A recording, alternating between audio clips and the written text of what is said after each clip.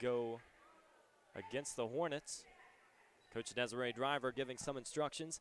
As we said earlier, lots of action going on in the ODAC. We know 4 games starting at 2 o'clock today, so super exciting. We'll have to keep our eye on that. Foul was on Averett, so Lynchburg maintains possession. Pass over the top, and it will fall through to Kaysen. Now looking down low, Spainhour just not long enough to go out and grab it. It'll be Averett basketball. Just a slight miscommunication there. Mullins, right idea. Yeah, I love it anytime you can get Bree Spainhour backing down. It's somebody that can play inside and out, and that's a huge advantage for Coach Nichols, especially when Bree Spainhour is locked in. So I like the idea, but, a little miscommunication. She was going in, Mullins goes out. It happens. Great look inside out, and the 3 falls for Carmen Moore, the freshman from Creedmoor, North Carolina. Almost a few too many steps for Mullins. Instead, it goes across the court to Kaysen, one of the best three-point shooters in the conference this year. And Rayana Evans just trying to get down the court. Pass back outside, and three-pointer off the mark. There's those offensive rebounds we touched on, and they can really make you pay.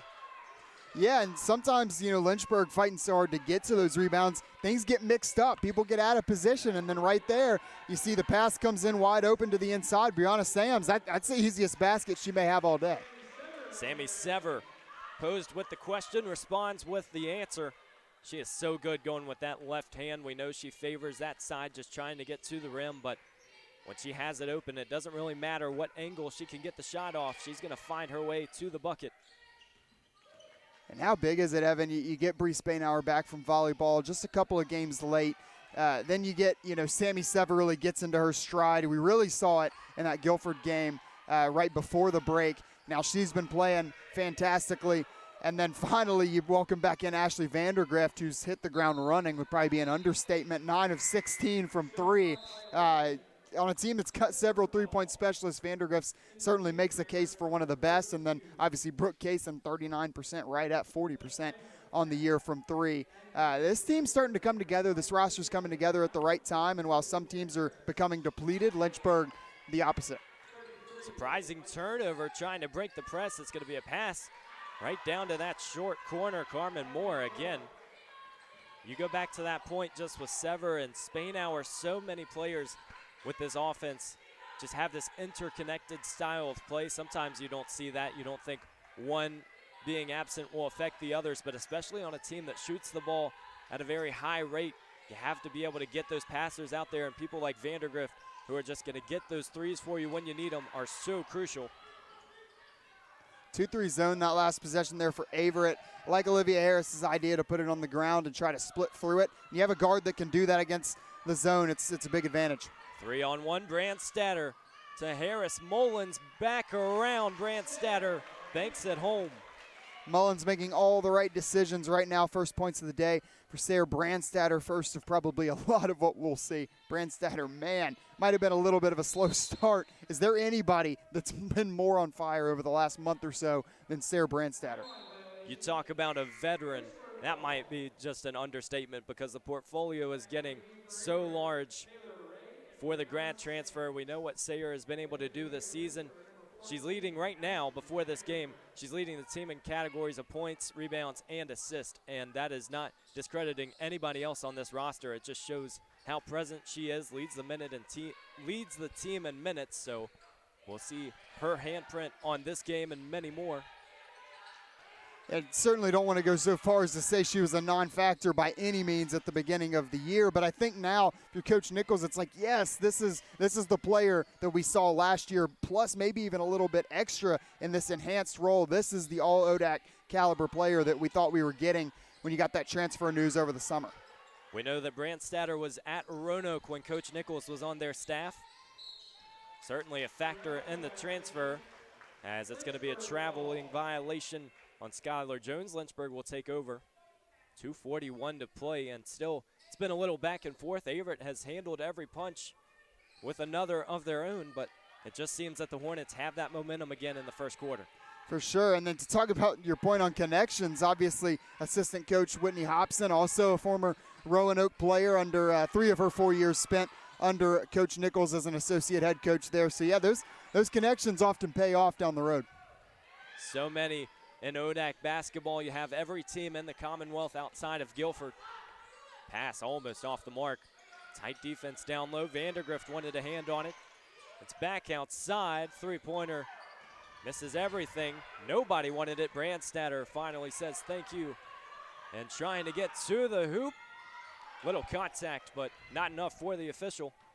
Good strong take. Those are some of those unscripted plays. Is my girl better than your girl? Obviously the shot rims out, but Brandstatter, strong take to the basket on the fast break. And Sam, you can really see the tempo on display. Just not a lot of long possessions. Haven't had many problems with the shot clock thus far. Maybe the Cougars will slow it down here. Well, yeah, and Evan, think about the fast break, and they generated one steal off that full court press as well. Like that's fast pace. That's tempo. That's a short possession. I know it doesn't seem like it because it's not out of the half court, but when you get that steal right under your own basket and it's back up and in with not even 2 seconds going off the clock, that is tempo. So if as many of those as Averett can get, that's getting your hand in the cookie jar and pulling out several. Nifty pass from Brandstatter. Brown just couldn't finish down low. And just about 60 ticks left in this opening quarter. Lynchburg has been so successful coming out of December. We saw the program record in points and three-pointers against Wilson. Came back in Turner Gymnasium against Randolph-Macon and handed them their only conference loss of the season. Trying to keep it rolling today against Averett. Really good possession there for Taylor Brown. I know Averett still got the ball here inbounding under their own basket, but Taylor Brown is able to really just muscle that rebound away from the best rebounder available today and one of the best overall rebounders on a strong rebounding team in Averett in Natasha Pate. Shout out West Forsyth High School products, where my father went to school right down the road from myself, Winston-Salem, North Carolina. But after that shout out's done and over with, just a great possession defensively there from Lynchburg's freshman big woman down low. We could see what Pate brings to the table. It just seems like you keep trying to set it up, just couldn't find the rim. Finally, foul is called. It'll be 2 shots for Natasha Pate.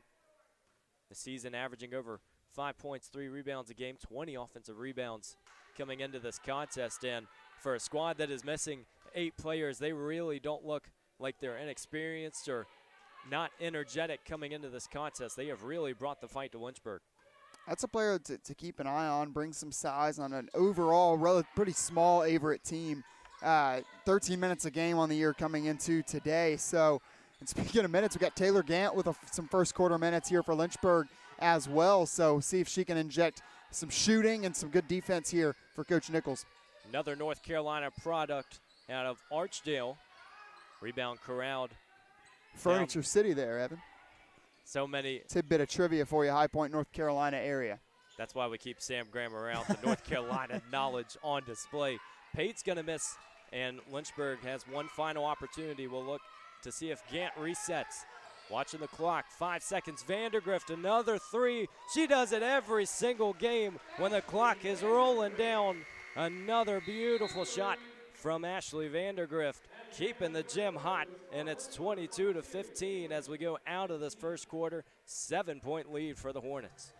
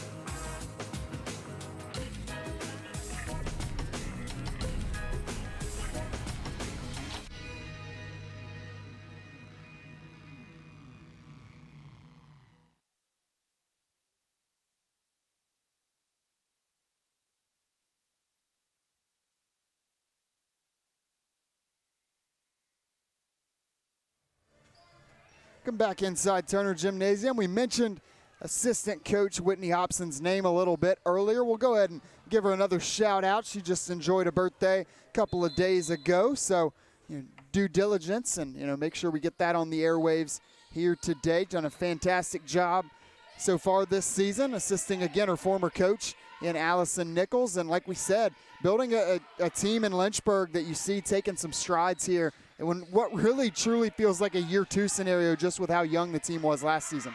Well, so many in that sophomore class this year. Gant got her hand on it. It's going to be too much contact. It'll send Taylor Ray to the line. And absolutely, you have to think there are so many teams in this ODAC that are going to peak at different times, right? You don't always have that W&L situation where it just seems like they've been situated at the top.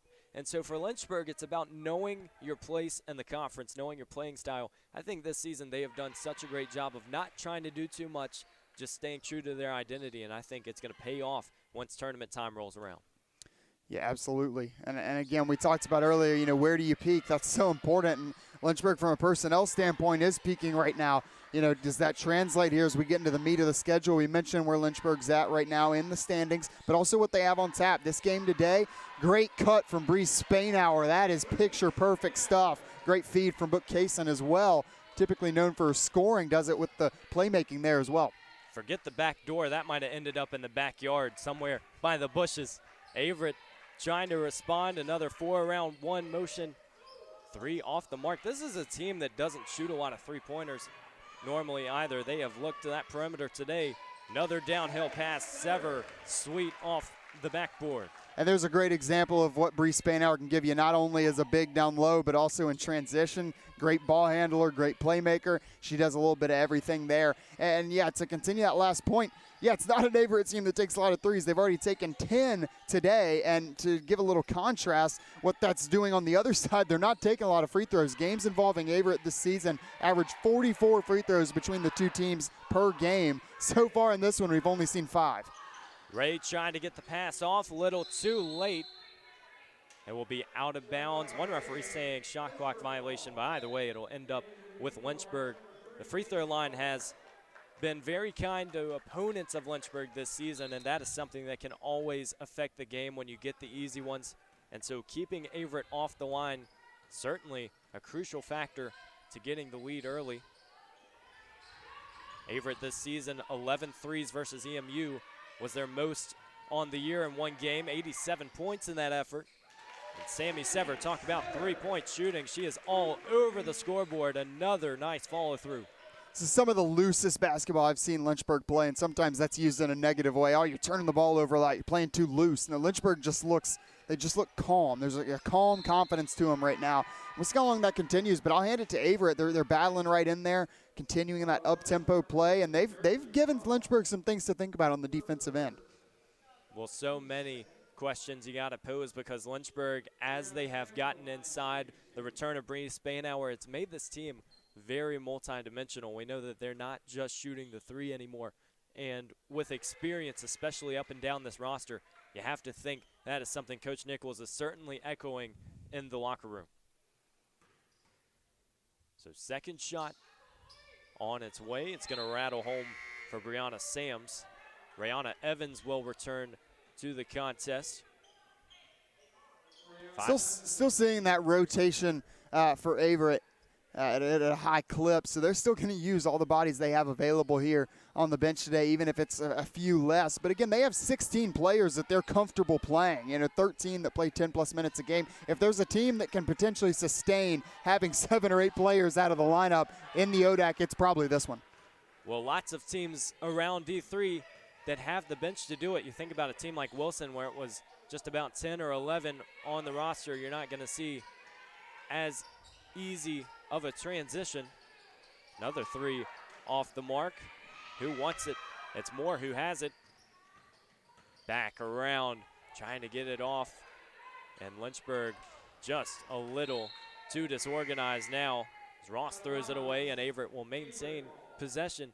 They've done a really good job of, as we said in the pregame, just almost trying to make this game scrappy, making sure that Lynchburg isn't playing the way that they want to the entire way, just trying to really disrupt in that backcourt.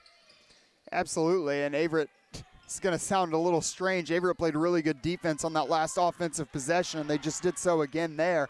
You know, that possession should have been done after the first shot. Sammy Sever has the opportunity to just grab that rebound, and I don't necessarily ding a player for wanting to get out on the break, and Lynchburg's pretty good out on the fast break and has been even better today. So I understand it, but it's one of those when you know the caliber of rebounding team you're going up against, just two hands, corral the ball, let everybody run down past you, and then let's just, you know, take our time. You got a 10-plus point lead.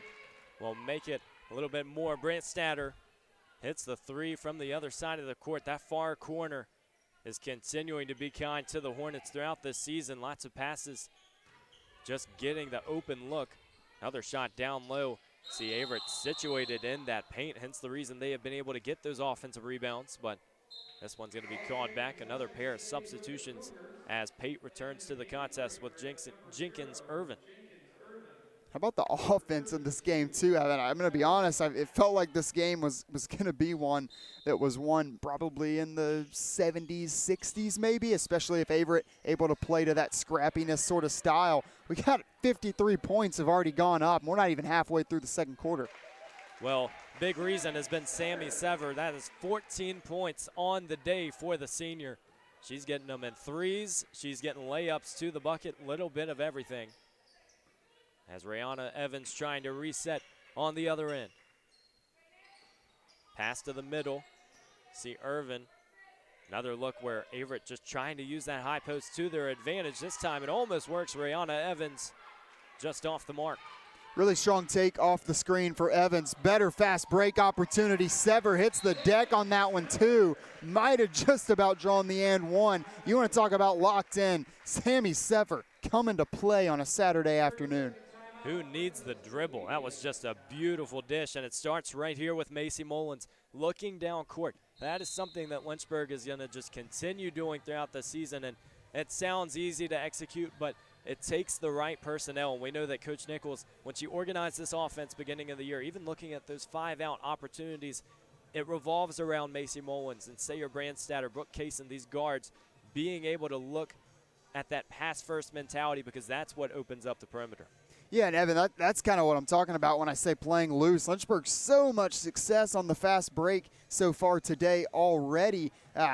Might, you know, just have to clean up some of those stats. I don't think they're reflecting exactly what we've seen in transition today for Lynchburg. It says 2 points. That doesn't seem accurate just by the eye test. But, yeah, I mean, sometimes if you're sped up, if you're not playing with a lot of confidence, you see players going down the court, they got their heads down, you know, quick dribbles, just trying to shield everybody away from them. You know, don't come to me. I just want to pass it to the next person and be done with it. Lynchburg looks fantastic on the fast break so far today. And one more thing, just it seems like any time that a coach is forced to use a timeout before a media timeout, that kind of feels like a win, right? Within the same minute. We're at 5:45. We have an under 5 timeout here, our media timeout in the second quarter. Making Averett burn a timeout in that spot, you don't want to say desperation, but that's kind of what it feels like. Like, we really need this now. We don't even want to go 2 or 3 more possessions before we get the automatic break. Well, you hate having those moments in the first half, too, because Averett hung closely so well in that first quarter, but this is a very crucial 6-minute period for the Cougars if they want to keep this thing tight. Brandstatter going to guard Evans as we see that motion once again. A team that has looked to get to the rim. And going to be another foul. Foul's starting to stack up a little bit here, and that's certainly an advantage to Averett. 2 teams that don't shoot fantastically from the line, 63% clip for each of them. But, yeah, we'll just point out, I know we've said Sammy Sever and Macy Mullins, they look great, they're playing great. I don't think that even encapsulates the fact that they've combined for 26 points on 11 of 11 shooting, 3 of 3 from deep. I mean, this is just video game stuff, Evan. It points to the style of play, the way Lynchburg's been able to play, where they're getting their shots, and I think this is a game we're going to need to take a look at the shot chart here at halftime. Well, listen, we need some witnesses, too, because if they miss that 12th shot, we're going to have to start believing in the commentator's curse. But it seems like nothing is messing up what Mullins and Sever have been able to do. Sledge trying to throw it into the front row. It's going to be out of bounds, Averett basketball. Yeah, where's Kyle Haney at? We need ESPN, you know, the LHSN stats and info on this one. What was the longest streak of 2 players in Lynchburg women's basketball history. What's the most amount of shots they've gone without having a miss? I'd say 11's got to be up there near the top. Well, maybe we can just start tracking now. We'll say we're seeing history. It's going to be a pass from Kaysen. Harris gets it back, straightaway 3.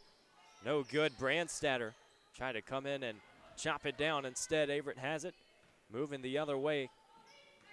Lots of fresh legs, so it seems. I mean, this is a bench that is obviously not at its full ability, but they have come and really kept the tempo. Coming out of that timeout, too, I thought that was a really good job defensively for Averett, stopping that fast break. They made Kaysen catch it in a spot where she wasn't really confident, didn't really have a good move to do anything. Obviously, making the pass is the right call, but, I mean, you get Brooke Kaysen open there at the three-point line. That's probably 3 points in that situation, so good job kind of forcing her out of her spot. Well, and that goes to the offense as well. You have to be ready with your feet set. I mean, that's a fundamental of the game that as you get older into college play, even pro ball, not something that's emphasized as much, but that is from the ground up a great way to get your shooting off. Vandergrift was just off a little bit of everything, and now the Cougars can go. Pass outside, Evans thinks twice. It was a nice crossover. Dish to the corner, as open as it's going to get. Another offensive rebound by Irvin. When you sell out for the steal, you got to be positive that you're going to be able to come up with it. Sarah Brandstatter tried to do it twice there, got burned on both, and the second time gets hit with the foul under the basket. Now, that's not necessarily a bad foul because that's probably 2 points easily otherwise. But, again, yeah, you got to find that balance between aggression and, playing hard on defense, trying to come up with those steals, but also making sure you're not allowing too many wide open shots because eventually they'll start dropping. Well, you saw Brandstatter almost trying to go behind her back to get that rebound, and that was as easy as it's going to get for Irvin just to sit and try to put it back up. So 2 shots at the line. Irvin shooting 43% on the year. So tough, too, in college ball to really go and calculate those percentages because you haven't played a lot of games. You're playing around 30 in a season. You look at some pro leagues, and we've even had discussions about how sometimes 82 games of professional basketball can be too much, but it's one of those things where you really get the stats and the full picture. And so as much as we want to speculate, that's why tournaments can be so much fun because you never know what the next game might bring.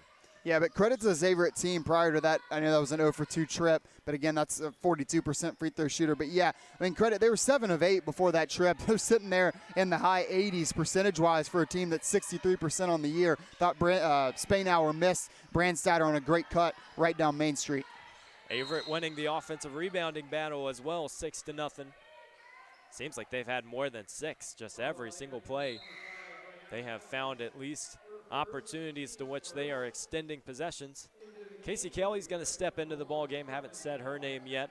The 5'8" sophomore from Woodbridge, Virginia, leads the team for Lynchburg with 28 offensive rebounds. So maybe it is a sign the Hornets are looking to get some second chance opportunities. Yeah, I was just about to say, you want to shore up some rebounding on the offensive or defensive end, send Casey Kelly into the ball game. That is certainly something she excels at. I don't think it's outrageous to say Casey Kelly is the best athlete on this Lynchburg team as a freshman last year, going to the NCAA championship meet in outdoor track and field in the triple jump. I believe top freshman in the country in triple jump, and again, an event she didn't even do in high school. So that was 1 season of training coming off of her commitments to the basketball team, just that natural ability, and then obviously we know the work ethic as well. So shouts to Casey Kelly on a great track and field season, but those skills translate on the basketball floor, and I think you see it with that athletic ability game in and game out.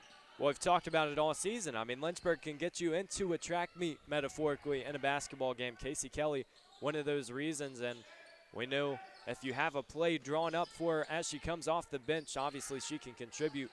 Sever's going to corral, and Macy Mullins looking to run again. Classic case of all the receivers were covered down the field, so the quarterback just kind of tossed it up there. In this case, it's a shooter in the corner. That was great defense from Lynchburg. No passing outlets, no passing lanes. Bree Spainhour hand in the face. That's just sort of I'm going to toss it up there and see what happens. How did I imagine that we wouldn't have a football reference as the playoffs are getting started today? Spainhour trying to have some athleticism down low. Strong take. She's going to go to the line for 2. Averett took some exception to that last foul call, sort of in unison down there from the end of the bench. Not too happy with that call in Spainhour. I do think our officials got it right on that one. Send Bree Spainhour to the line. And Lynchburg hadn't gotten there a lot today, but we gave our flowers on the Averett side. They're shooting 70%, 7% above their average. Lynchburg, knock on wood, I think you guys know what I'm thinking, but I'm not going to say it. They've been good at the line today. We'll stick with that. Spainhour's first shot is good, so we won't touch on that until maybe, let's say, 2 minutes. Now they've been even better at the line. That's what we'll say. Spainhour is going to have the back half, 39-25. Lynchburg up 14 in this first half. And rebound, Casey Kelly tried to keep it in. It's going to be out of bounds. Those are the types of plays. I don't care if you're a basketball fan, just a sports fan in general. It is so much fun to watch Casey Kelly play. Yeah, we harped on the athletic ability, but we didn't even touch on how hard she plays on the court as well. It's one of those cases where not all the time or your most impactful player is going to be the most impactful in the stat sheet. And, you know, Casey Kelly averaging right around 3 points, 2 boards a game, 3 boards a game. Certainly those numbers don't jump out at you. You watch a Lynchburg women's basketball game take place in front of your eyes, it's impossible not to notice her. About 18 minutes a game, and all 18 of them are 110%. Foot on the gas pedal all the way to the floor. Someone you love to have on your bench, too, because the team doesn't really know what's coming. Olivia Harris going to sink the three, make it 42 on the day for the Hornets. Yeah, I don't know when we'll have time to get a replay of that, but it's not every day that your tallest player on the floor, Bree Spainhour, about 5'10", is able to run the baseline, eyes up, sort of teeter along the tightrope there, and then also find one of your best spot-up three-point shooters in the corner, in the wing rather, a spot she is about perfectly money on. So great play there offensively from Lynchburg. Good response on the other side though. Averett, threes dropping a little bit. That's the third one of the game here in the first half.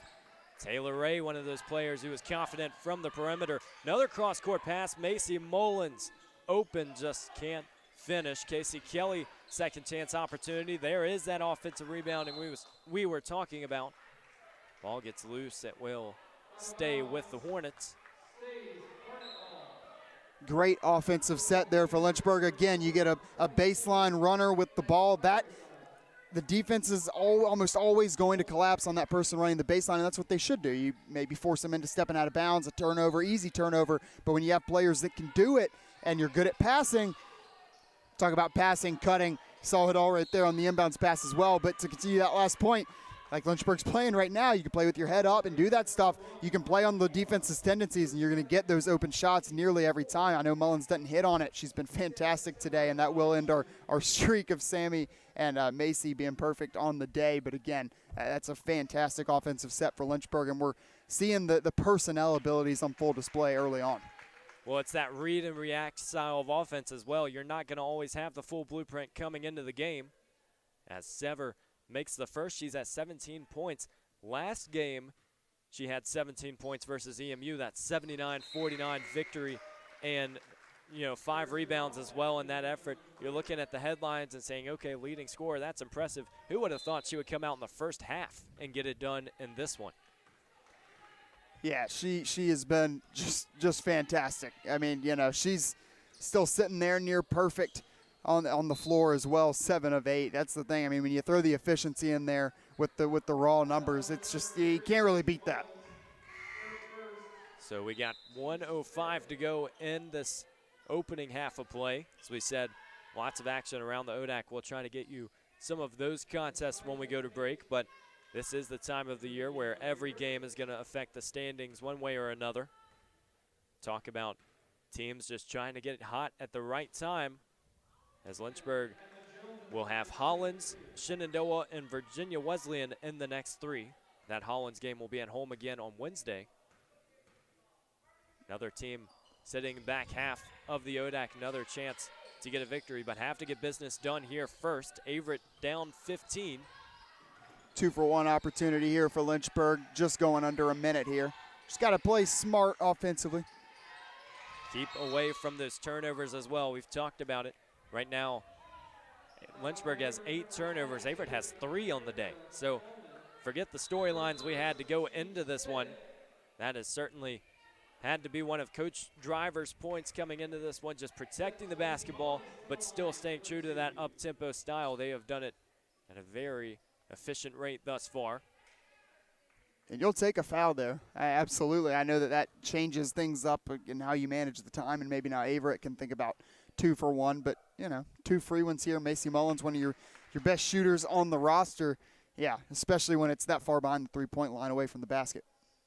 Out of the zip code, those types of fouls can be so tough for coaching staffs to overcome, especially when you're sending teams into the bonus. Both teams set at 5 in the second quarter. Yeah, I mean, thinking about that men's game that we had in some midweek action earlier this week, Evan, where we got, obviously that's one of those things where Lynchburg, I want to say it was what we said, 3 or 4 fouls that they gave up, 80-plus feet away from their own basket. It's just those tough ones as a coach, and a game that was determined by, around 10 points. They can come back to bite you. Nycarasia Coleman, quick release on the other end. Lynchburg going to try and work for that good look. Kaysen down low. Goes back out to Sever. Behind the back, just trying to do a little too much. That's what we talk about. Averett just trying to rough up this game. Make it a little uneasy for Lynchburg to just have some smooth sailing, but it looks like it will stay with the Hornets. Taylor Gant will go to inbound. Yeah, that was a great hustle play by Darcy Ross, obviously, to win the jump ball, keep it on this end, and she takes the inbounds pass there. But Taylor Gant was open there, top of the key. Sammy Sever just didn't see her. I thought that would have been a great look there for Lynchburg. Averett can hold for one final look. 8 seconds on the clock. Pate's going to come out with the screen. Here's Jones searching. Straightaway 3. Just clips the backboard, and that will bring us to the break. First 20 minutes in the books, 46-31. Lynchburg once again could be on pace for that century mark. We'll have to find out on the other side. We'll have stats, analysis, and games around the ODAC at our halftime break.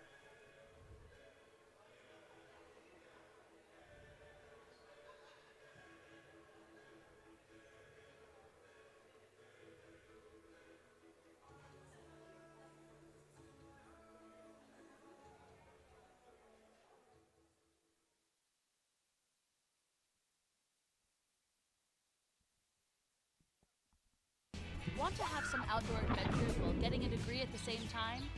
At the University of Lynchburg, we have an on-campus zip line and road course.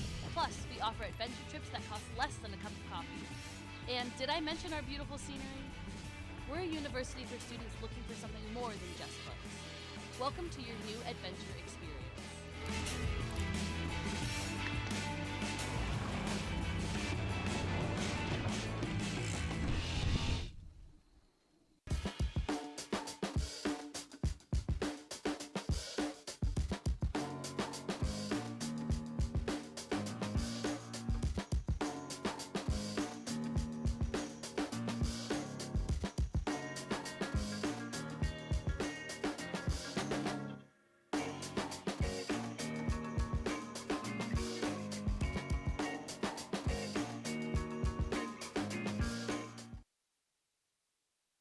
Tim Slusser from the Outdoor Leadership Program gave a presentation at a Teaching and Learning Resources Conference here about getting his program more involved on the academic side of campus. I mentioned computers and mapping, and he mentioned caving, and eventually we came up with the idea of mapping caves. So the week before we were able to learn how to use the instruments kind of like on a flat surface and just kind of get a hang of how they work. But it was really amazing how once we got in the cave, it was a completely different experience using them. It was unique. It got most of us out of our comfort zone, kind of gave us a new experience, a new taste of something new. But I think the most difficult parts were getting the lighting right. You had to read the instruments with the headlamps while keeping your eye pointed on the plot point. This allowed them to actually literally get their hands dirty, collecting data, conducting measurements, and putting all that together in the form of a map, and doing it in a place that's never been mapped before.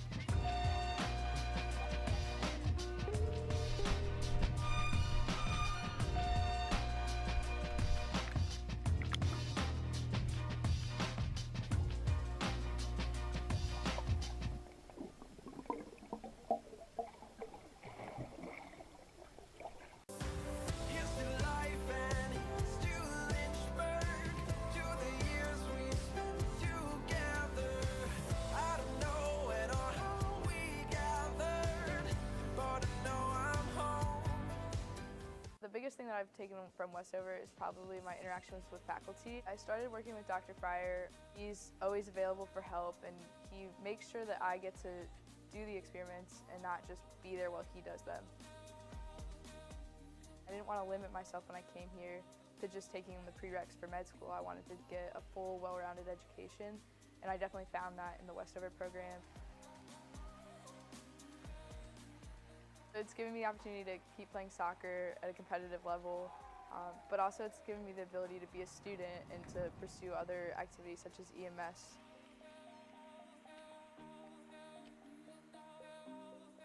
"100% do Westover because it's not something they're going to regret, and it's going to be a lot of work, but so is everything else. It's just going to help build their education that they've already had and make them a better person for it."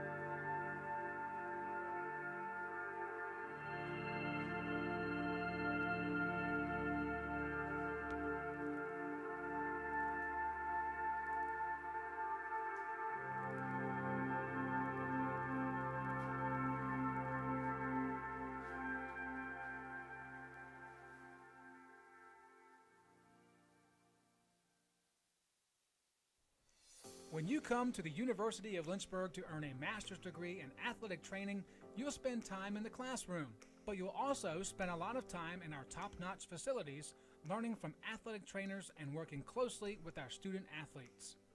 In the Graduate Cadaver Lab, you'll learn about the human body in the best way possible, by actually studying the human body. This will provide a foundation to make you a much better athletic trainer. In the athletic training laboratory, you'll get hands-on experience, practicing your skills, applying concepts from the classroom, and working with faculty on research projects. It's also where our hydrotherapy facilities are. This space is also used by students for studying and practicing skills outside of class time. In the Sports Medicine Clinic and Turner Gymnasium, you'll work with student athletes from more than 20 NCAA Division III sports teams, helping get them back to practice and into the game as soon as possible. As an athletic training student, you're a big part of the success of our sports teams and the success of the local athletic teams. We see this relationship as a win-win situation. You learn, and that helps us win.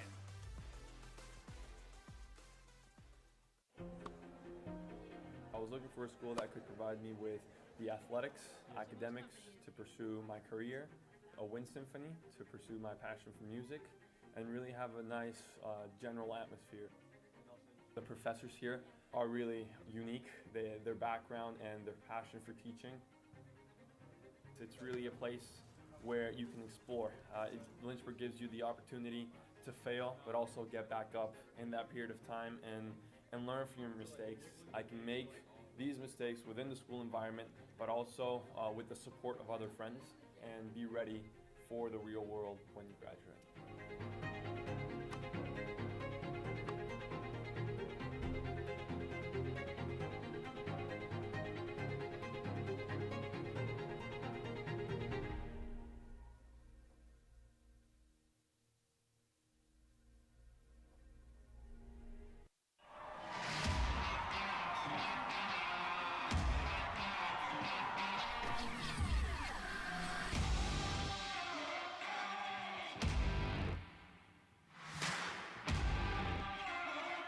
When creating a sustainable future, your choices matter, even your choice of a college.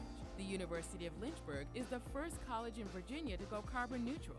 Our dining hall is Green Restaurant certified. We compost all of our food waste and purchase our electricity from landfill gas. Now we're turning a hazardous lake into a thriving urban wetland. When you choose Lynchburg, you leave a smaller footprint while building a better tomorrow.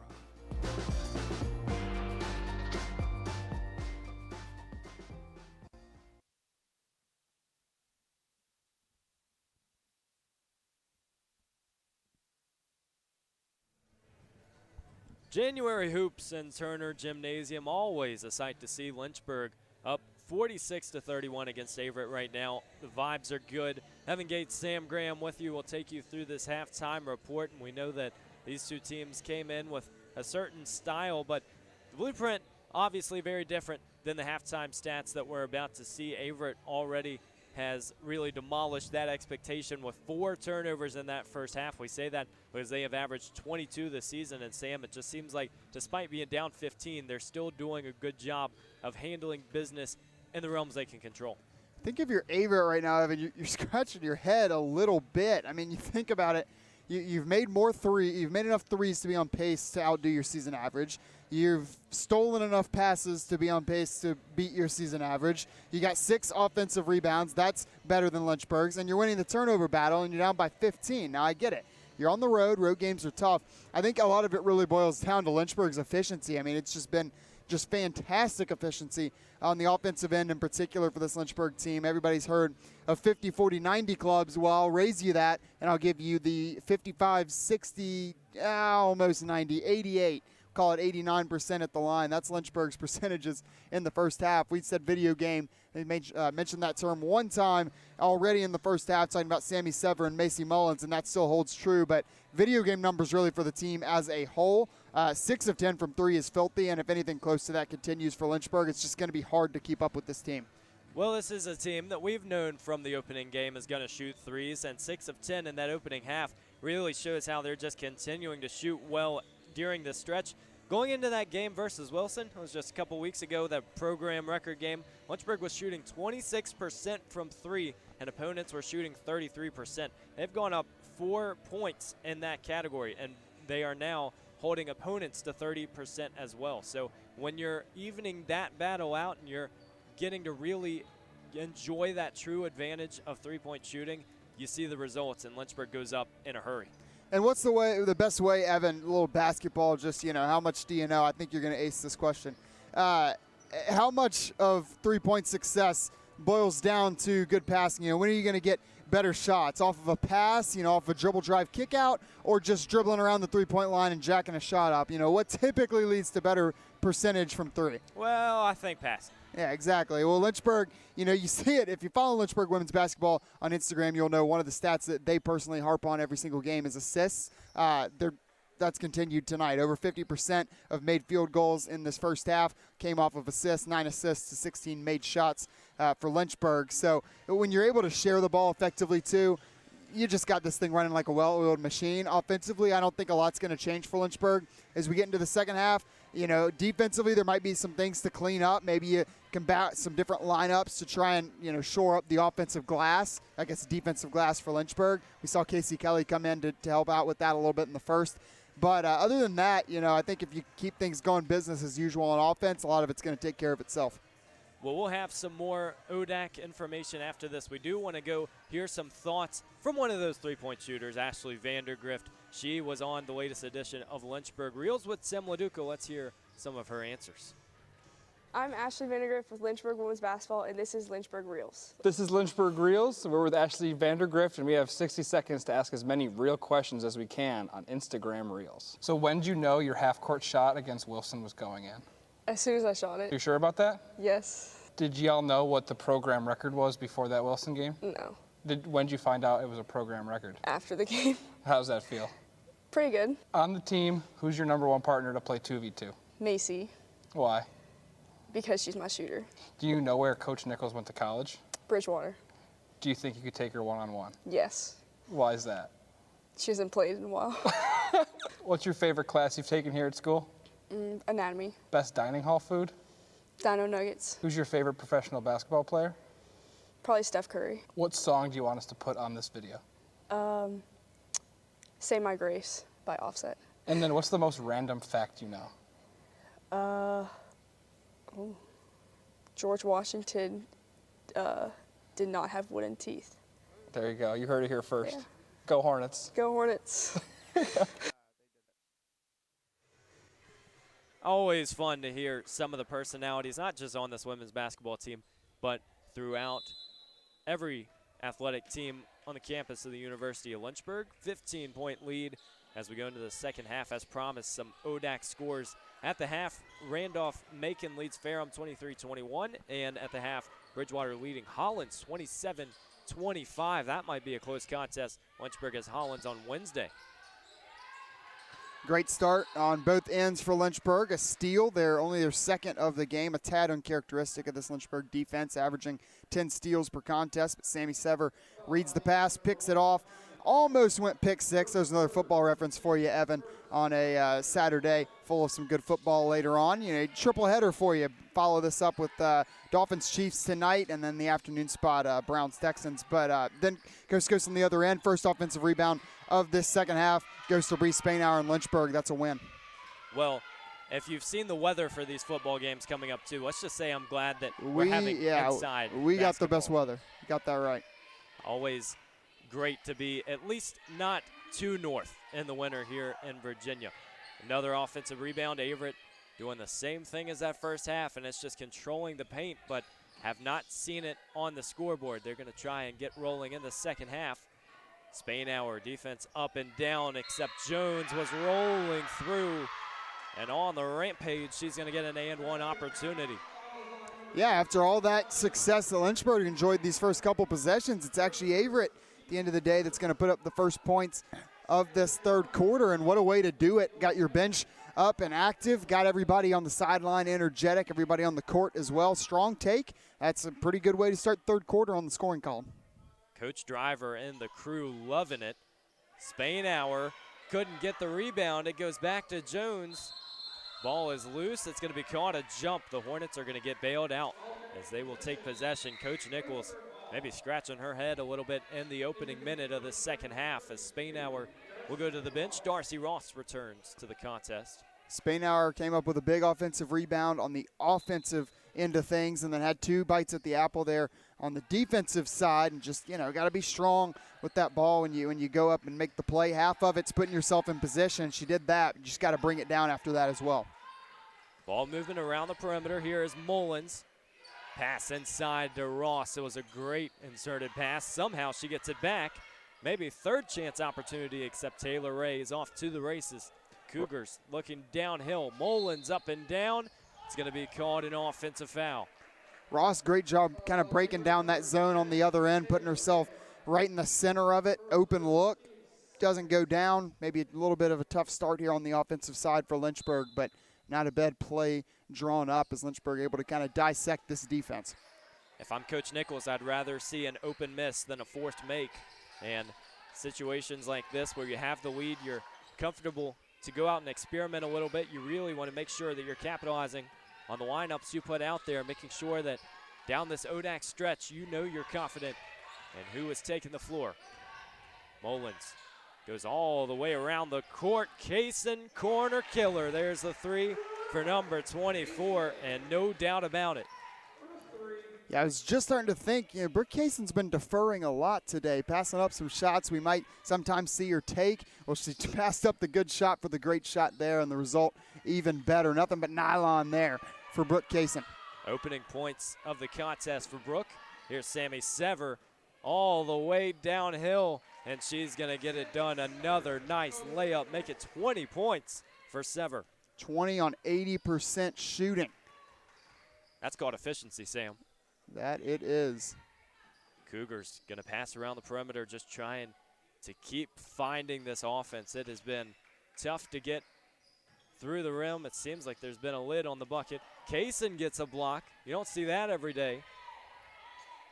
Still looking to get that look, too, on the shot clock. It's forced up from mid-range. Brandstatter has it, passes all the way down to Sever. The easy one on the other end.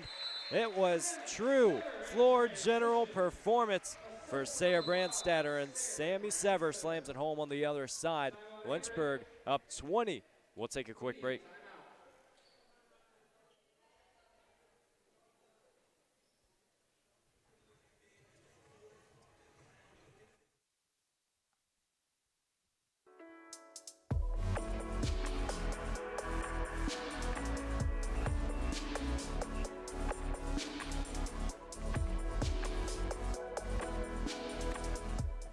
Today's a rough day.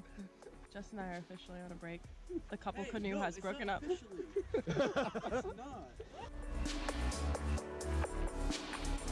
How you feeling? Living the dream. Just canoeing. That's the Mexican side behind me. The U.S. is that way. So far, we're all still alive. I really want a peanut butter and jelly sandwich. Woo! We did it! Kind of.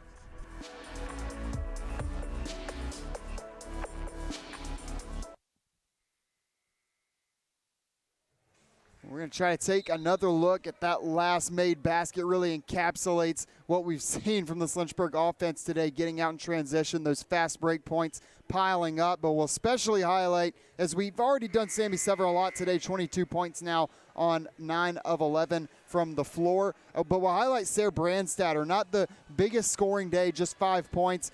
But, you know, I've thrown a lot of football analogies at you. Let's throw a baseball one. It looked like Brandstatter was turning a double play there. She catches the ball scientific with, I mean, it was reflex. And, you know, that's stuff that as a coach you almost can't even teach. It's just that feel for the game that Brandstatter brings to the table. And that's just something Lynchburg didn't have a year ago. And, Evan, you talk about postseason time, playoff time. That's something that can really come in handy. You know, somebody runs up against this Lynchburg team.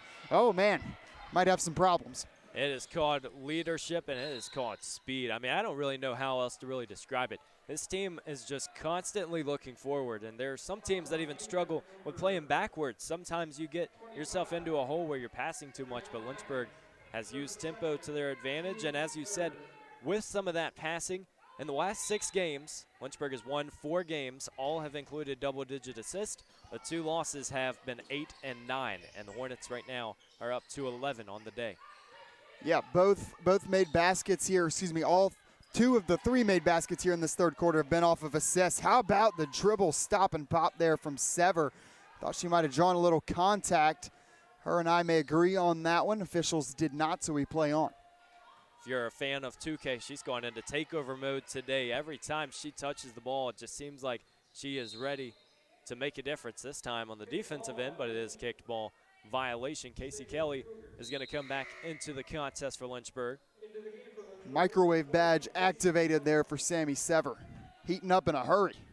She will go to the bench right now, but you have to imagine with the way she's playing, 16 minutes left to play, that she will make a return.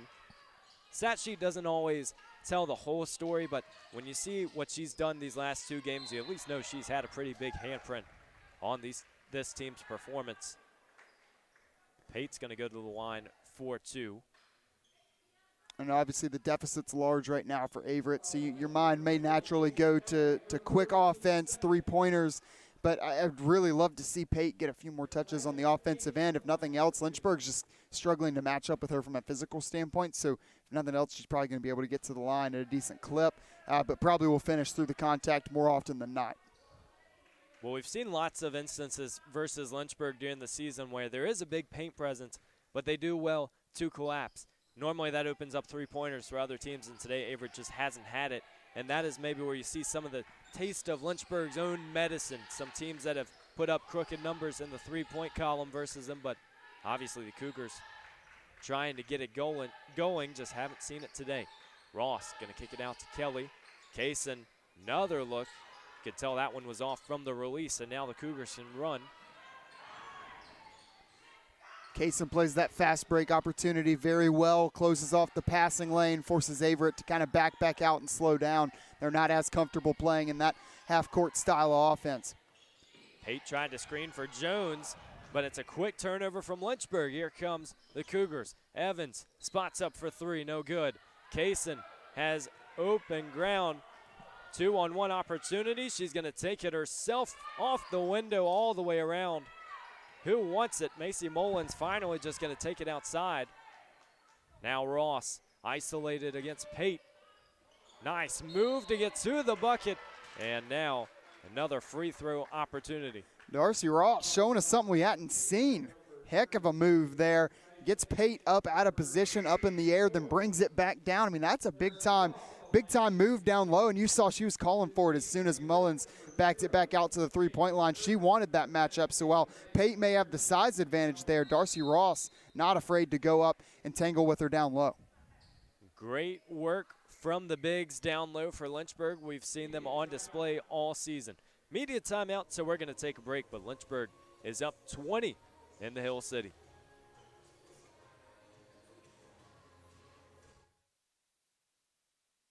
My name is Alexis Fabula. I major in criminology and I double minor in psychology and criminal forensics. My favorite part about Lynchburg is the friends that I've come to have. It's helped me come out of my shell more, and it's helped me become the person I am and the student I am. I really enjoyed how small the campus was, and I also really enjoy how small the class sizes are. It made me feel like I was going to be more engaged than I would at a bigger campus. If someone was on the fence of coming to the University of Lynchburg, I would definitely love to sit down and have a conversation with them, because I'm forever grateful that I made this choice. It's definitely something that a student wouldn't regret. Out of my 4 years here, I've not had one bad experience. I've had a great 4 years, and I'm going to be very sad to go.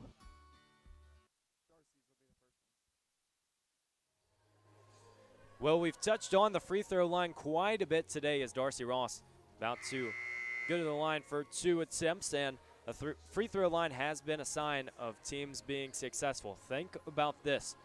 2 of the top 10 in the nation and free throw attempts per game. Players are Chandler Edelton of Marymount and Mary Schlusner of WNL. We have seen both of them this season if you followed Lynchburg women's basketball, and you talk about big paint presences down low, but it's just a sign of attacking and aggression. Those players who find their way to get open and then execute into the paint, because you're not always going to get a call bailed out by the ref. You have to really earn those, and we've seen some very impressive players around the region. Yeah, Lynchburg, one of their better games at the line this year as well. You know, obviously dropped the percentage a tiny bit after that second miss. Great effort from Casey Kelly to try and run down and keep a offensive possession going there for Lynchburg. We had 9 of 11 on the day. That's still over 80%. So they're shooting very close to 20% above their team average. Mullins didn't have anybody guarding her, and another easy get out and run. There's your pick 6, Deron Bland. Macy Mullins going Deron Bland mode there. She was looking and realized very quickly there was nobody touching her. Now it's just about execution for the Cougars. You have to really take it one possession at a time, not look at the scoreboard. It's going to be Taylor Ray, another 3. Mullins, another long rebound. She might have had Olivia Harris. She does deliver the pass cross court. Few dribbles to the short corner off the iron. Who wants it? It's a scrap all around. Somehow, pinball, it pops out to Emma Jones. Yeah, Irvin goes down to the floor to come up with that loose ball.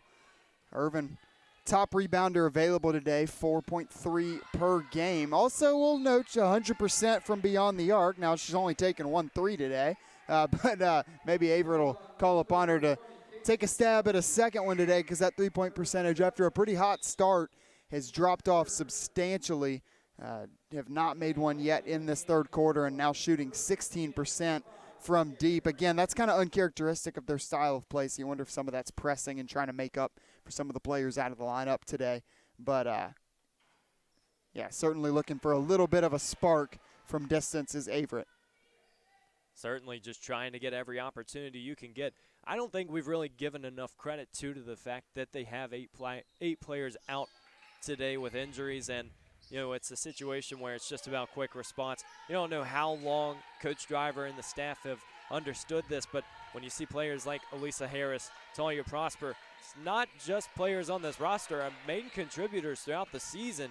It is so crucial just to get out and really offer some energy and pace. Averett still trying to do so, and they have stuck in this ball game, just statistically not able to get the shots down.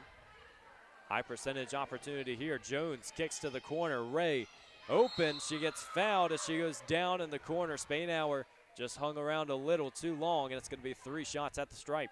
Little too aggressive on the closeout there for Spainhour. And on the other end, thought Jenkins Irvin a great closeout to make Ashley Vandergrift think better of that 3-point attempt. We know how good she is from deep, and I think the possession was a little bit off schedule after that. So a couple good possessions there, hard fought for Irvin. Going to be 3 at the line. Ray swishes the first. Lynchburg 10 games remaining on the schedule. It'll be 5 at home, 5 on the road. Sitting 8th in this conference right now, Averett at 12th. Still plenty of time, plenty of basketball to be played. Yeah, looking at that schedule, the home schedule especially, you still got Hollins Ferrum and Virginia Wesleyan. Those are all home games left here on the schedule. And Lynchburg will get Averett again on Valentine's Day, February 14th.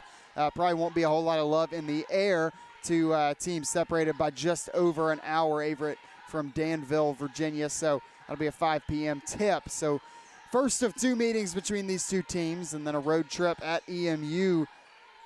Excuse me, a road trip at EMU has already been played. Scrolled too far up the schedule, but some great opportunities within the conference that Lynchburg can try to capitalize on here down the stretch.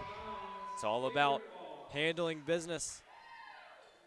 And we won't say there are any gimmies in this ODAC because top to bottom it just seems like there's always competition, but we do know that this season, if you look at the schedule and you look at the statistics there, the top and the bottom ends have certainly emerged and separated themselves in recent play. W&L still the only team in the conference that is undefeated 9-0 in ODAC play.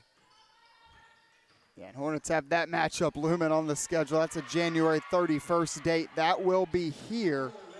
Potential rumors, I don't want to spoil too much here from my post on the Student Athlete Advisory Committee, could be the potential for another Code Red game here for that Washington and Lee game. Between now and then, it's Highland, Shenandoah, and Virginia Wesleyan. So could be a Lynchburg women's basketball team in the positive in the ODAC standings, top half, and over north of 500 in terms of win percentage. That could be a big game. Ashley Vandergrift automatic from 3 at this point. She was 56% from 3-point range coming into this game. And hey, anytime that you're scheduling another Code Red game, you're having this situation where all the students will be in the building, you have to know something's going right. And I think this Lynchburg team has certainly turned the page in the recent month. Yeah, absolutely. I think, anytime you can get students here excited, in the gym, packed. We saw what that was like for volleyball. And speaking of volleyball and Bree Spainhour, who just took a charge, hey, it doesn't work out that cleanly all the time. Bree Spainhour, no stranger to knocking off a very talented WNL team. This Lynchburg volleyball team, perhaps a highlight of the season, taking down a nationally ranked Washington and Lee, first win in that series in some time here in this very gym. So we won't say it's out of the realm of possibility for some magic here on January 31st. What a matchup that will be, but you're going against potential All-American, preseason All-American, and Mary Schlusner. Bree Spainhour getting it done again. We just calculated it, and shout out to the calculator of Sam Graham for the work. 61% for Ashley Vandergrift from beyond the perimeter. So you think sometimes the stats will settle out. She hasn't played as many games being injured. Expect that to continue climbing. Another nice look for Averett down on the other end. It's going to be number 22, Nycorasia Coleman, getting the N1 opportunity. Yeah, and let's talk a little more about Vandergrift. And speaking of great timing, right, as I'm making that calculation real quick, I get a text from our sports information director Tim LaDuca, Ashley Vander Swish, the new perhaps moniker here for number 14 in white. But yeah, think about like what Macy Mullins has looked like today, the confidence she's played with. At times with Vandergrift out of the lineup, Macy Mullins, I think, kind of feeling like, well, I need to be more of that spot-up shooter role. I need to look to score. I need to look to score from deep. You bring Vandergrift back into the lineup, both of them on the floor right now. You can really let Mullins be that more true point guard role that I think she's a little more natural in. And you look the scoring actually following suit as well. She's having a great day on offense as well. Well, we haven't seen a lot of Sayer Brandstatter in the second half, and that might be Coach Nichols' point because Brandstatter leads the team in minutes just trying to help Mullins and these guards really start understanding what they're capable of. You know, I think that with Mullins, there's been a conversation. Is she going to play that point? Does she need to be more of the shooter? And last season, that was so clearly defined. Maddie Nimmo at that point position through most of it. We know Mullins had opportunities to shoot, but she can still facilitate too. Pass all the way down, inserts it into Kaysen. Clear off the glass with class. 4-on-3, unorthodox break there for Lynchburg. Mullins, the long pass ahead after two Averett players kind of collided and dropped down to the ground. So some more fast break points there for Lynchburg. A rare two-point attempt for Brooke Kaysen. We've seen two of them today. Always looking to get that three-pointer, but they leave you open in the mid-range. Got to make sure you're still taking those shots. Here's Vander Swish, except this time it's going to be off the rim. And still body is going down. Sever with some hustle. It is going to be a foul on Sammy. Hold on, we'll make sure and confirm this. Yes, Sammy Sever called for the personal. Yeah, and again, you know, Vandergrift, obviously great percentage. We just touched on that a lot. Not the absolute fastest release, so you do need a little bit of space, a little bit of time to get that shot off. And while that closeout wasn't as great as the one we saw from Irvin earlier on in the game, it was still more than enough, I thought, from Moore coming out there and getting a hand in her face, just making her, you know, think about it a little more than she might sometimes in rhythm. The pass was good, caught it in a good spot, and the shot looked good, but, you know, sometimes all it takes is a little bit to alter that rhythm. Another one from the left side of the court, too. You know Vandergrift is always looking to shoot wherever she is, and she's been in the corners quite a bit as well, but we'll have to look at the shot chart from the season, see if that's available, see where most of these three-pointers are coming from. Offensive rebound again. Second chance, third chance. Who wants it? Another trip to the line. It's going to be Brianna Sams who goes to the line for two.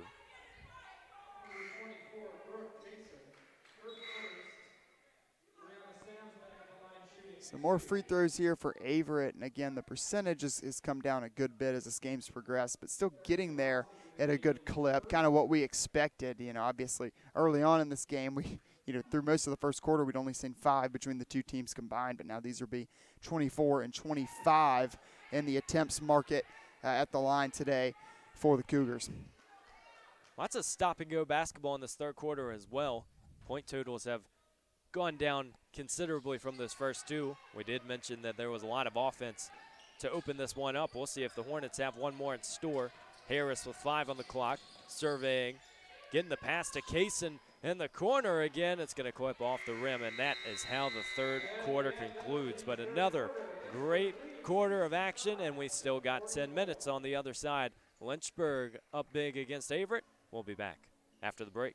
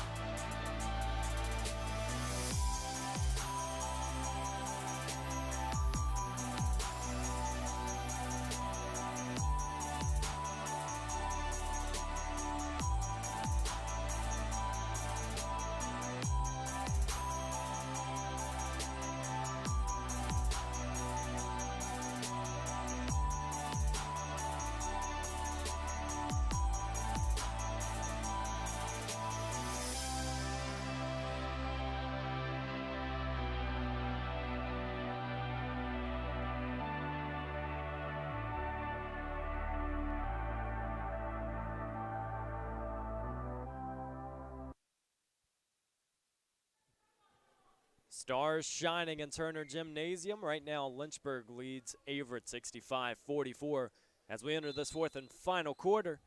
Plus minus with Macy Mullins and Sammy Sever on the floor is 26 in the plus category. So Lynchburg has used their guard play very well. Averett has just struggled from beyond the arc. Lots of hustle. Somehow the pass lasered back by Coleman, and now the Cougars reset once again. Here is Coleman. Step inside the three-point line. Ross will gather and give it off to Mullins. Interesting lineup here for Lynchburg starting the fourth quarter. No Spainhour, no Brandstatter.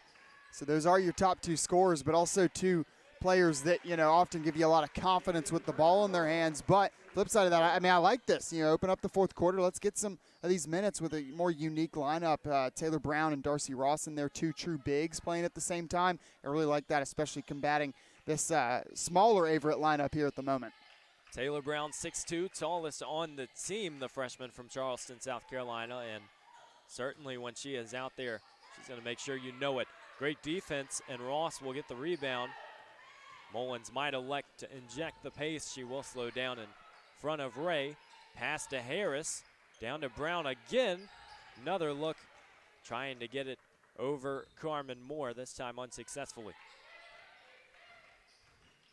Lynchburg still playing tight around the perimeter. It's one-on-one down low and double dribble. Lynchburg will collect. We're going to see Kayla Terry come into the contest for Lynchburg as well. Jenkins, Irvin, and Nataja Pate for Averett. Yeah, so Brown and Ross will have their hands full a little bit more now with Pate back into the game, some more size for Averett. But defensively with Taylor Brown, moving her feet really well right now. Did get stuck up in the air a couple of possessions ago. I mean, that's going to happen. First year in the program. But Brown, you can see the flashes. You see, just the basketball IQ. And that turn and jumper, I mean, I like the confidence just to take that shot even though it doesn't drop for her. She comes in late in the game, playing with a lot of confidence just like the rest of this team. It feeds up and down that lineup. As a forward, you really have to work off feel. You can't always see where you're going. You just got to keep your defender behind you and work to the bucket. Nice look, but just couldn't get it going. Now Averett on the other side. It's going to be a three-point shot. Rattles out. Mullins has it. Here comes Lynchburg the other way.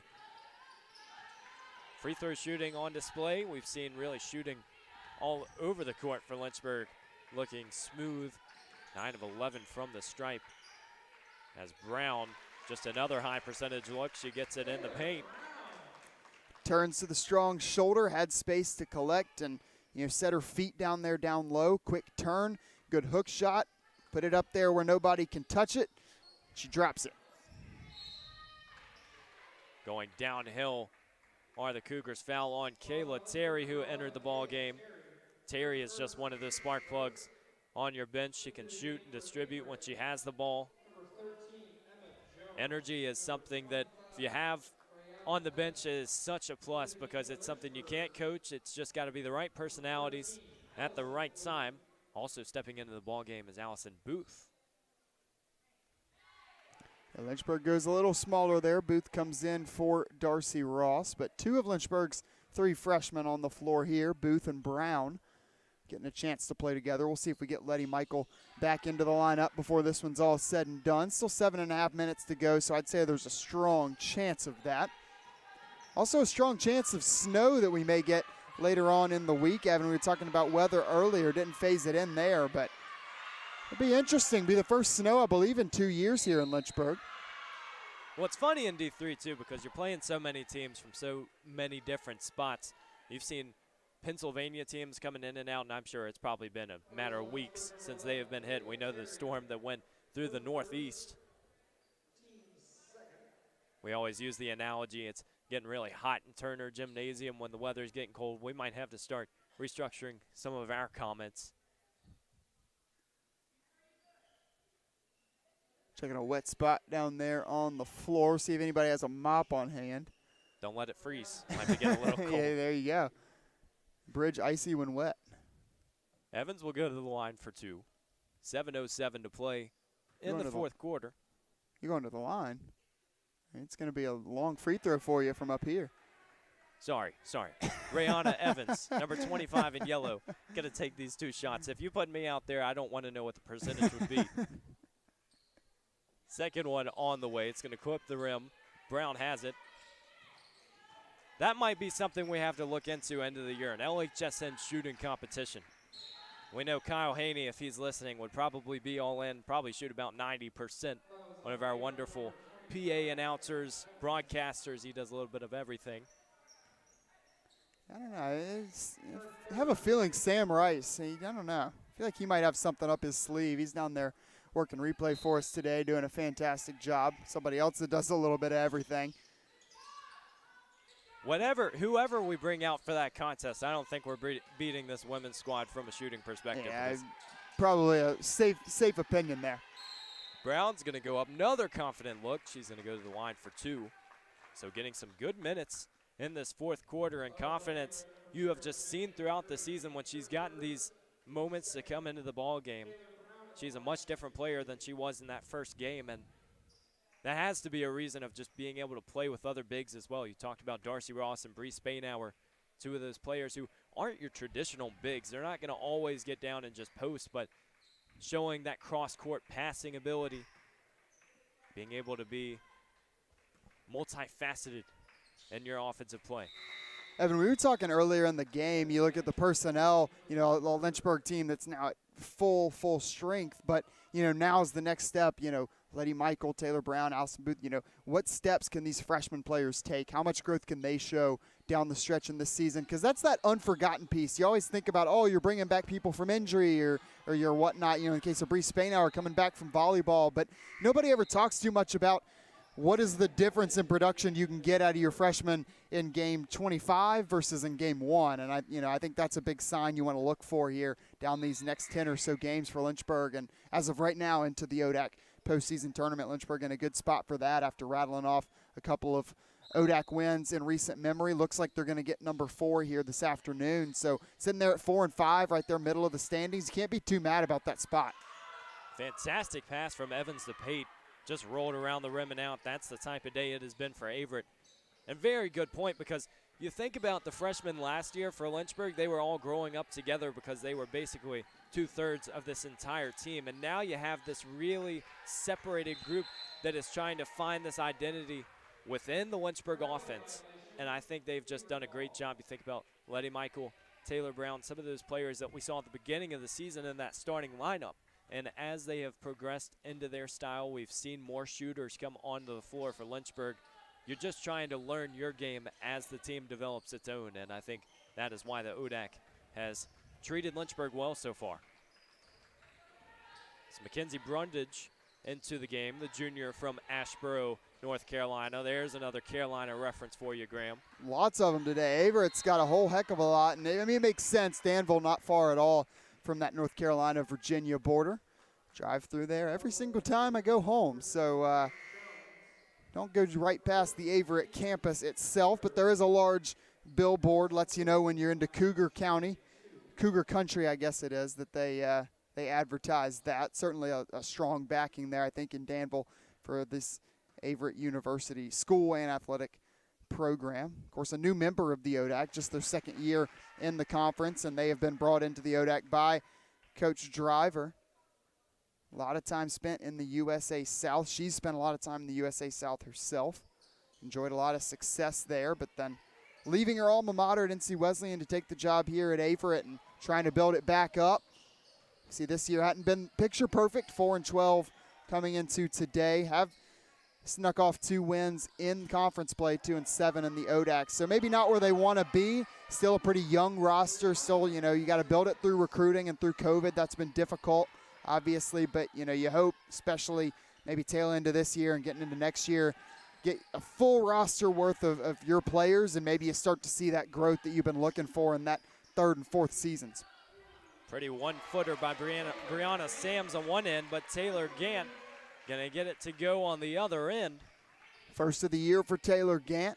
Only her 4th attempt, because she took one earlier today as well, but nice for her to see the ball go through the basket from deep. Underrated player on the Lynchburg team that can step in and give you some threes when called upon. Not going to force it, as you see. Only 4 attempts on the year, but again, has that stroke. You can kind of just see it.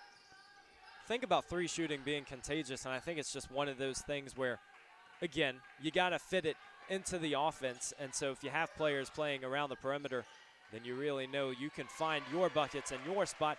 That goes for Taylor Brown down low as well. She has gotten very good production to start this one. Just getting her spot down low all alone. Finds the rim again. Taylor Brown shining, kind of stealing the show a little bit in this 4th quarter. A Lynchburg team that's had a lot of success once again at the 3-point line, 9 of 18 on the day. Taylor Brown showing Lynchburg might be able to do it inside a little bit too. Strong take in the paint as well on the other side is Brianna Sams. I mean, we haven't called her name too much today. A really, really strong game on both ends of the court today. I think she's been fantastic when you talk about players stepping up. That's 12 points, got the potential to add a 13th here coming off of the media timeout. But Sam certainly stepping up into an enhanced role today. Well, we'll take our final break of the contest, so we anticipate we've got the conclusion from Turner Gymnasium on the other side. Lynchburg up 26.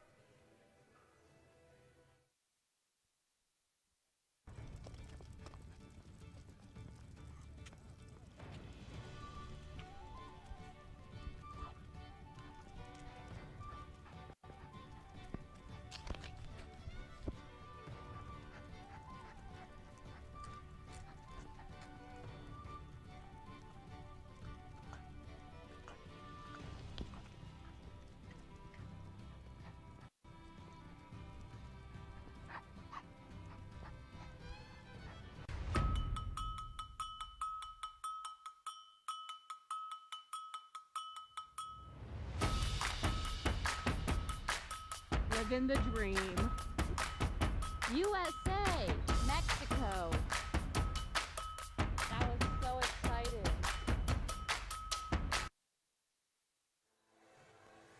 Occasionally you hear it referred to as the dog days of the season. Obviously basketball, baseball as well. They're long seasons, whether collegiately, certainly professionally. And, you hear it all the time in the NBA right here around that 40-game mark. People say, some teams check out a little bit. It's those dog days. Well, I'm having a heck of a lot of fun here with this game today. And like we've said, Lynchburg about to improve to 5-2 across its last 7 contests. Once again, January being very kind to the Hornets. The next step, obviously, in progression is how good can we make February, and that's when you'll get this ODAC tournament. Well, how could you not be having fun with the way that they are playing, the way they are shooting? It's just fun basketball to watch when the 3 balls are going in, transition opportunities, and you're going into the bench as well. As Brundage wraparound pass to Booth, shot clock winding down off the mark, and Booth going to get her own rebound.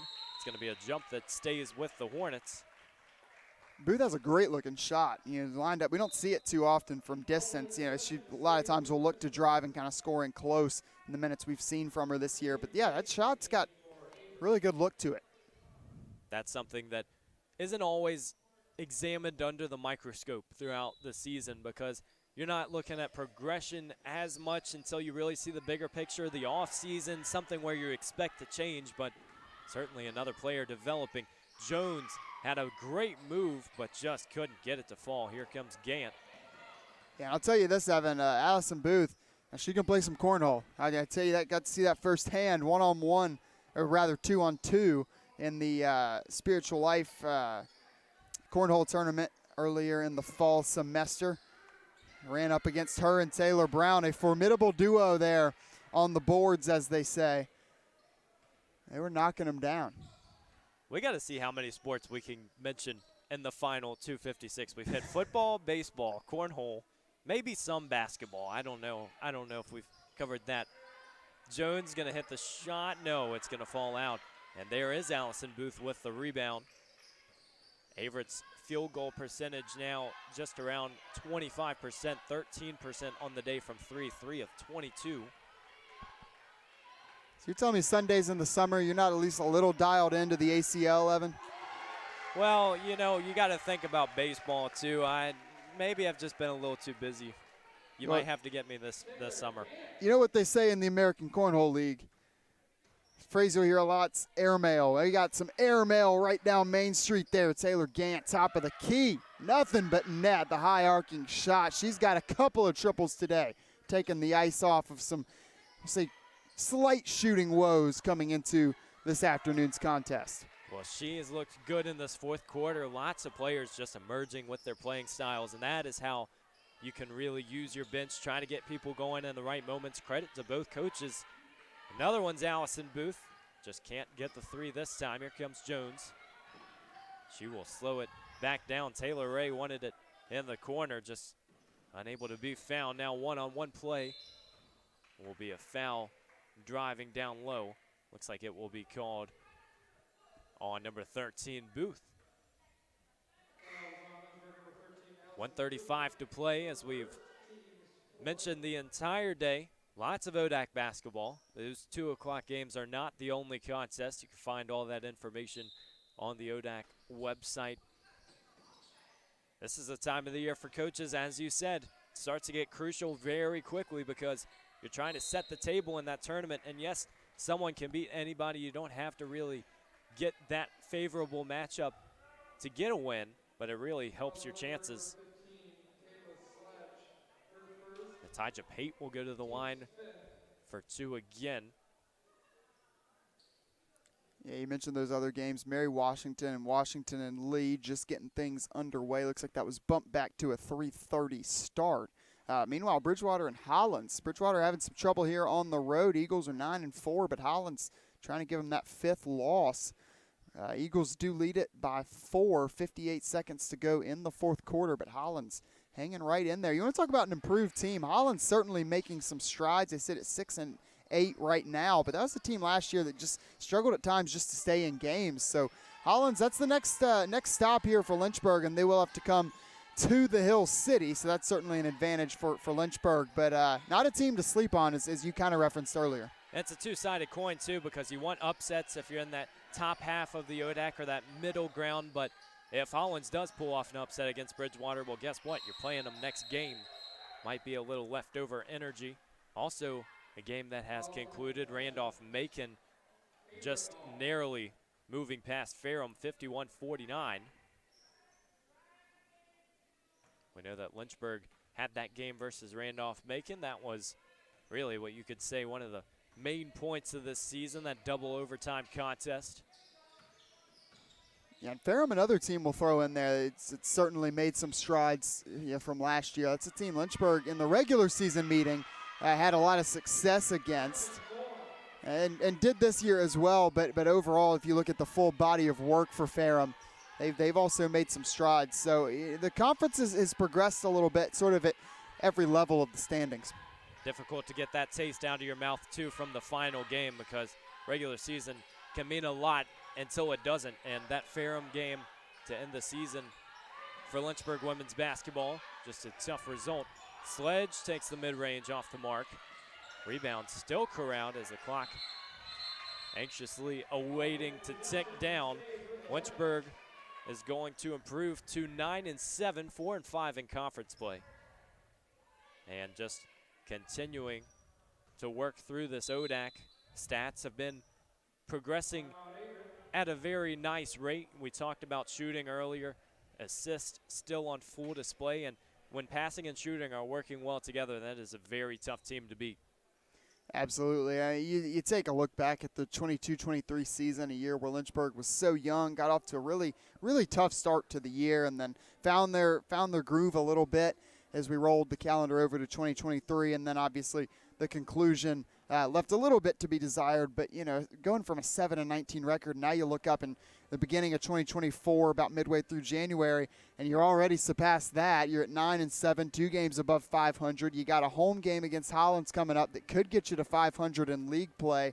I mean, just a lot of positives right now for this Lynchburg women's basketball team. And success and progression, it's not always linear, right? I mean, you know that, and the stats might not always show it, but the goal of basketball is to win games, right? Win the most games. Hopefully at the end of the year, you're the last team that won a game, because it's the great thing about basketball. There's only one team that ends the year on a one-game win streak. I guess 2. You count the NIT in Division I. But in D3, just that one team. And, maybe Lynchburg's not that one team this year, but certainly trending in the right direction. Always a situation in that postseason where scoreboards, score lines do not discriminate. The good teams will find a way through tonight, or this afternoon rather. We won't get ahead of ourselves. Lynchburg has found its way to victory number 9, 79-54 against Averett. Coach Driver's squad will fall to 4-13 and 2-8 in conference play. But January, still lots of basketball to be played. February hasn't even really been opened yet, so we've got lots to talk about. And Sam, you think about this contest, it was a nice shooting display from Lynchburg, got it done on all sides of the ball, but there are still some improvements, especially if you look at rebounding in that first half, that need to be made. Yeah, absolutely. And again, we'll applaud one more time Averett coming out here down some of their best players and still not finishing far off of their season average in terms of scoring. Came in today averaging just south of 56. They still put up 54. I mean, obviously the defensive side of things got away from you a little bit, and a great offensive day for Lynchburg. And obviously, if you are the Hornets, you like that there wasn't too much drama in that fourth quarter. But yeah, I mean, Averett still gave Lynchburg some things to think about. We talked about a lot of them at halftime. The rebounding was a big thing, and you knew if you're Lynchburg coming into this that that's a point of emphasis for Averett, and you hear the term rebounding by committee all the time. Well, when you're down some of your top players and some of your top rebounders, I think that becomes even more apparent, and it's Lynchburg still had a little bit of trouble with that at times, especially on the offensive glass for Averett. Averett getting 2 and 3 shots on a given possession. Lynchburg shored that up a good bit in the second half. It was 6 offensive rebounds after the first half for Averett, and they didn't really do any more damage than that in the second. So, Lynchburg, some big flashes from Taylor Brown. I thought she was really fun to watch there in the fourth quarter, playing with purpose down low and intentionality. So that could be something to track. And, yeah, I mean, Evan, we'll see you again 7 p.m. on Wednesday. Run this back, and Lynchburg take on Hollins. The road just keeps on going. Big performances from today. The high score was Sammy Sever, 22 points. Talked about it last game. She was the leading scorer in that contest with 17, and also Macy Mullins, another key contributor, 14 points. And then for Averett, Taylor Ray, 14 points, is the leading scorer. Super glad you joined us from the Hill City. And as Sam said, Wednesday night, the next contest as this Lynchburg squad takes on Hollins. Averett will be at Randolph back in the Hill City on Wednesday at 7:30. So on behalf of the entire Lynchburg Hornet Sports Network squad, we're so grateful for the work they can continue to do, and as well as Tim LaDuca, our PA announcer for today's contest. On behalf of Sam Graham, I'm Evan Gates saying so long from Lynchburg.